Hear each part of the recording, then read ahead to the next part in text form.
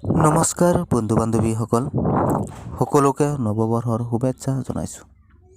লগতে সকলোৰে মনৰ সপোন যাতে বাস্তৱত পৰিণত হয় তাৰেই কামনা কৰিছোঁ। এই ভিডিঅ'টোৰ জৰিয়তে ক'ব বিচাৰিছোঁ যে যিসকল প্ৰাৰ্থীয়ে শিক্ষক হ'ম বুলি ভাবি আছে তেওঁলোকৰ বাবে ভাল খবৰ। অসমত আকৌ 2022 বৰ্ষতেই হ'ব টেট পৰীক্ষা। শিক্ষামন্ত্ৰী ৰণোজ পেগু ছাৰে কয় যে অসমত অতি শীঘ্ৰে অনুষ্ঠিত কৰিব টেট পৰীক্ষা। 22,000 পদৰ বাবে দিব বিজ্ঞাপন।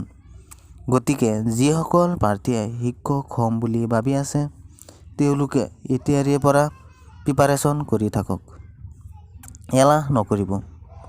শিক্ষক হ'বৰ বাবে কষ্ট কৰিবই লাগিব। মোৰ অভিজ্ঞতাৰ পৰা কওঁ যে টেটৰ অল্ড কুৱেশ্যন পেপাৰবোৰ ফ'ল' কৰিব আৰু 2021 চনত হৈ যোৱা টেট পৰীক্ষাৰ চিলেবাছ মতে এতিয়াৰে পৰা পঢ়ি থাকক। জীৱনত কিবা পাবৰ হ'লে কষ্ট কৰিবই লাগিব। কষ্ট কৰিলেহে তাৰ ফল আপুনি পাবই। গতিকে আমাৰ এই চেনেলটো সকলোৱে ছাবস্ক্ৰাইব কৰিব আৰু কাষত থকা বেল আইকনটো অন কৰি থ'ব।